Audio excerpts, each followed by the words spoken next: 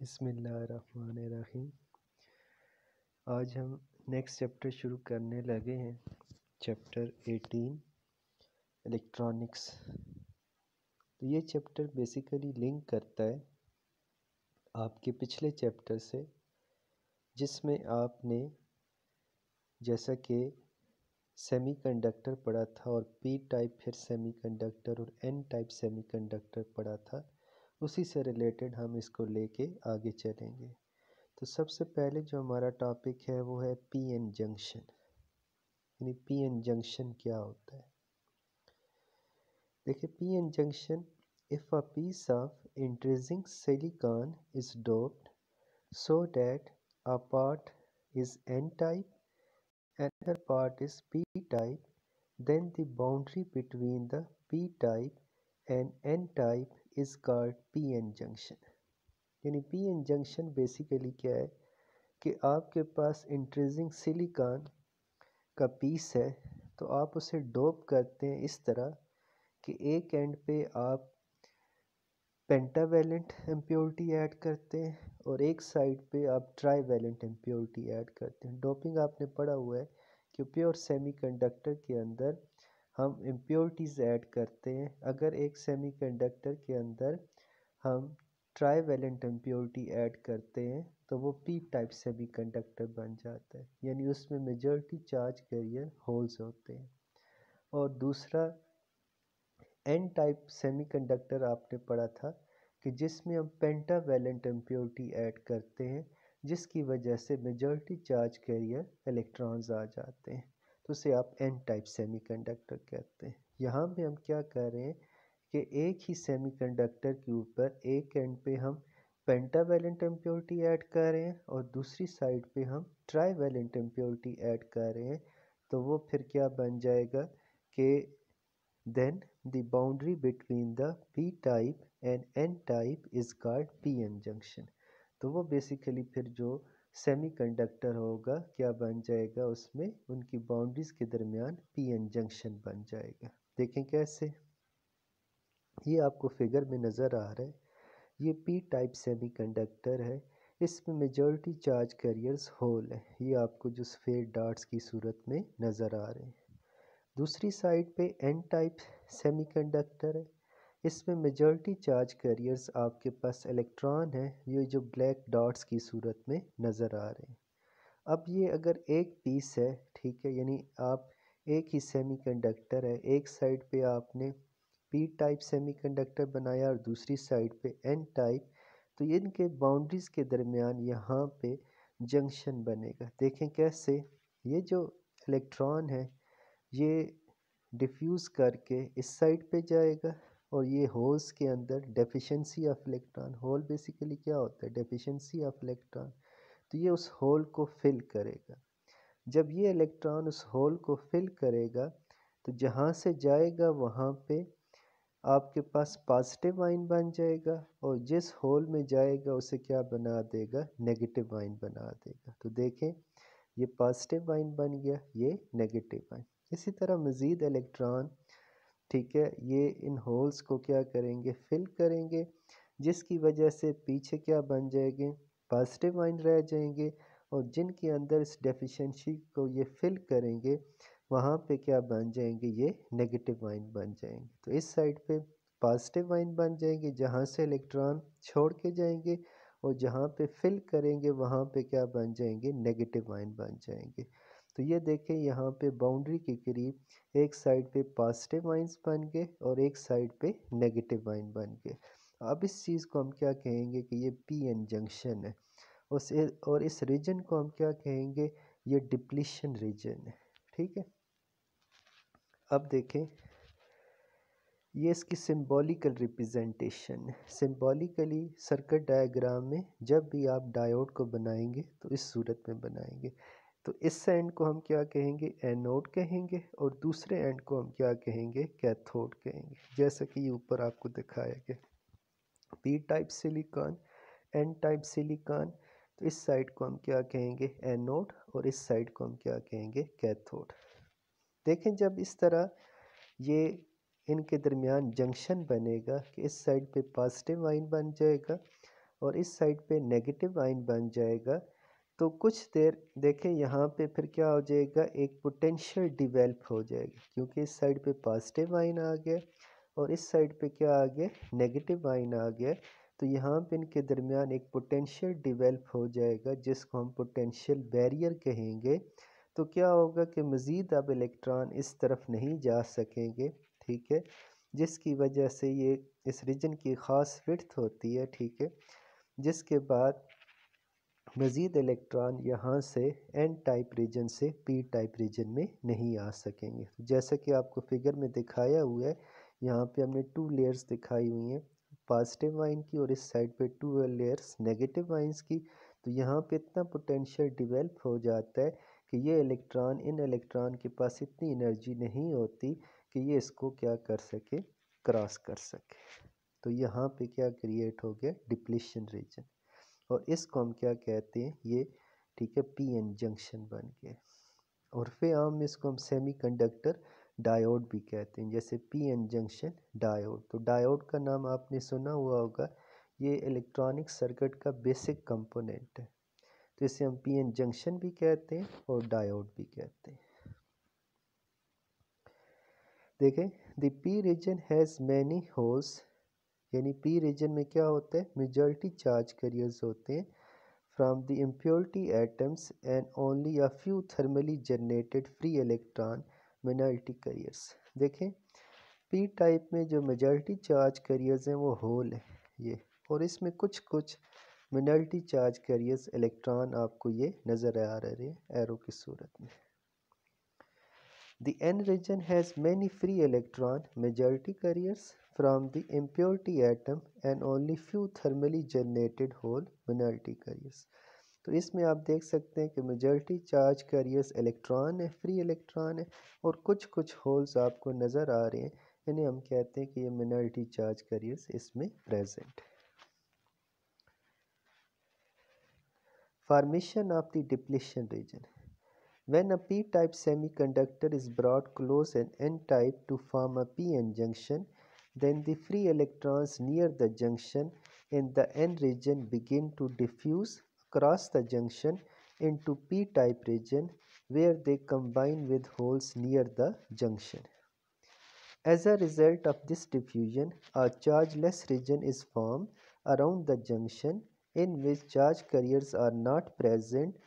This region is known as a depletion region। देखिए, अभी भी बात हो रही थी, दोबारा हम उसको डिस्कस कर लेते हैं। जैसे कि ये आपको फिगर में दिखाया हुआ है कि यहाँ से जब इलेक्ट्रॉन डिफ्यूज़ होके इधर जाते हैं और उस होल को फिल करते हैं तो वहाँ पे नेगेटिव आयन बन जाते हैं, और जहाँ से जाते हैं वहाँ पे पॉजिटिव आयन। ये वैसे भी आपने पढ़ा हुआ है कि कोई भी एटम जब इलेक्ट्रॉन डोनेट करता है तो उस पर पॉजिटिव आयन आ जाता है, और कोई भी एटम जब इलेक्ट्रॉन एक्सेप्ट करता है तो उस पर नेगेटिव आयन आ जाता है। तो देखें, जब इधर से इलेक्ट्रॉन डिफ्यूज़ होके इधर जाएंगे, ठीक है, तो ये इधर पॉजिटिव आयन बन जाएगा, इधर नेगेटिव आयन। तो यहाँ पे एक लेयर पॉजिटिव आयन की आ जाएगी और यहाँ पे एक लेयर नेगेटिव आयन की आ जाएगी। तो यहाँ पे एक पोटेंशियल डिवेल्प हो जाएगा। अब इसमें देखें, कोई चार्ज कैरियर्स आपको नज़र नहीं आ रहे, ना इस रीजन में होल नज़र आ रहे हैं आपको, और ना इस रीजन में आपको इलेक्ट्रॉन नज़र आ रहे हैं। तो इस रीजन को हम क्या कहते हैं कि ये डिप्लीशन रीजन है, जिसमें कोई चार्ज कैरियर प्रेजेंट नहीं है, और यही बेसिकली पोटेंशियल मज़ीद इलेक्ट्रॉन को, ठीक है, डिफ्यूज़ होने से रोकता है, क्योंकि यहाँ पे पोटेंशियल डिवेल्प हो गया है और ये इलेक्ट्रॉन, इनके पास इतनी एनर्जी नहीं है कि इस पोटेंशियल को ओवरकम करके दूसरी साइड पे जा सके। तो ये हमने डिस्कस कर लिया फॉर्मेशन ऑफ डिप्लीशन रीजन। अब आ जाए barrier potential. Due to formation of depletion region, a potential difference develops across the junction which stops further diffusion of electron in p-type region. This potential difference is called potential barrier. Its value is 0.7 volt in case of silicon, and for case of germanium its value is 0.3 volt।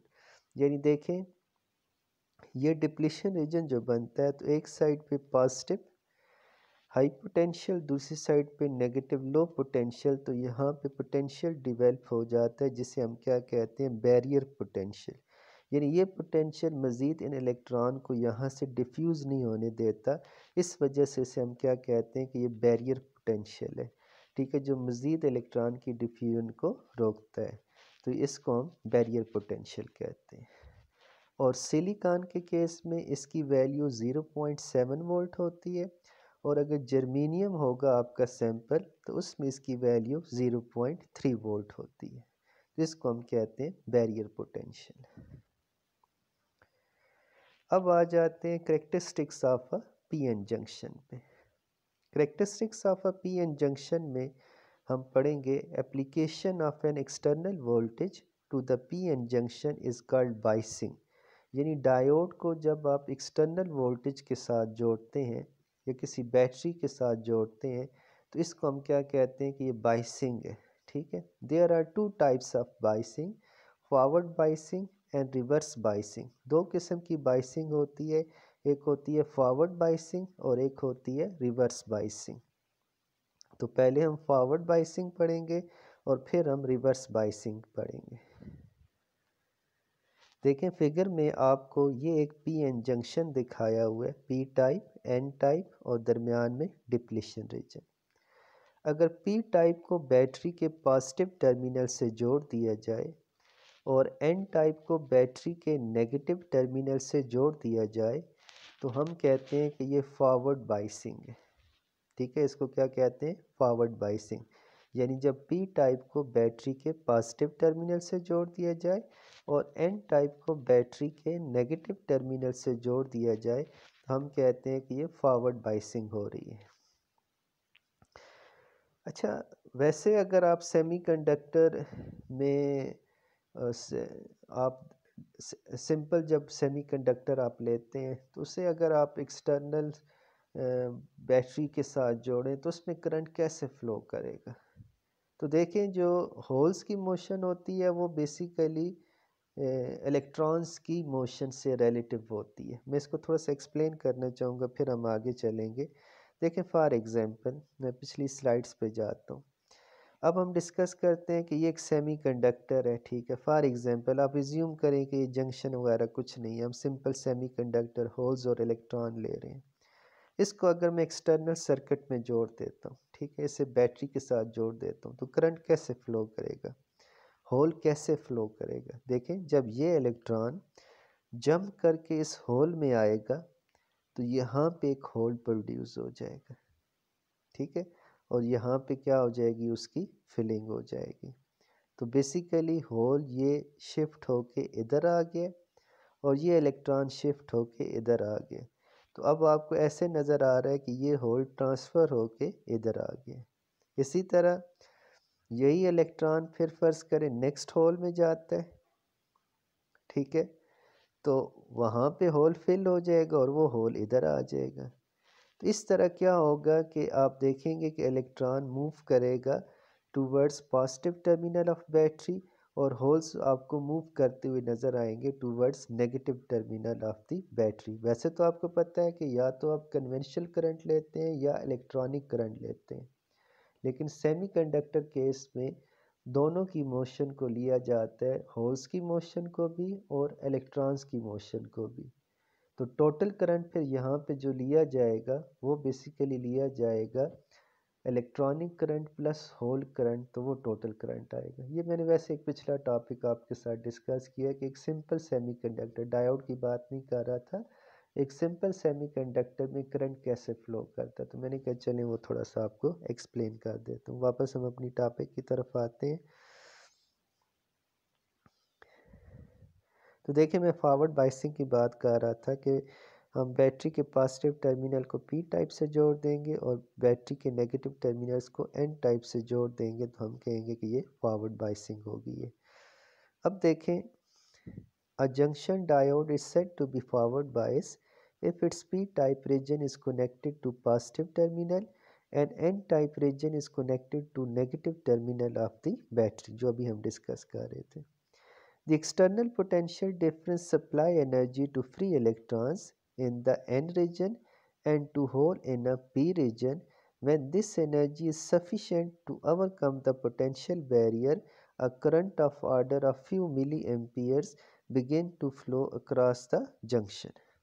यानी ये जो आप इसको battery के साथ connect करते हैं तो इन इलेक्ट्रॉन्स को क्या मिलती है, एनर्जी मिलती है। अगर वो एनर्जी सफिशेंट है कि वो इस बैरियर को क्रॉस कर सकें तो फिर क्या होता है कि करंट फ्लो होना शुरू हो जाता है और ये करंट आपको मिली एम्पियर में मिलेगा। ठीक है, यानी इन इलेक्ट्रॉन के पास तो पहले इतनी एनर्जी नहीं थी कि वो इस बैरियर को ओवरकम क्रॉस कर सके, लेकिन जब आप बैटरी के साथ कनेक्ट करते हैं तो इन इलेक्ट्रॉन्स को सफिशेंट एनर्जी अगर मिल जाती है, सफिशेंट यानी इतनी एनर्जी कि वो 0.3 या 0.7 वोल्ट जो हमने वैल्यूज़ पढ़ी थी फॉर सिलिकॉन एंड जर्मेनियम, तो ये उसको क्या कर जाए, क्रॉस कर जाएंगे, तो फिर करंट इसमें फ्लो होना शुरू हो जाएगा मिली एम्पियर्स के अंदर।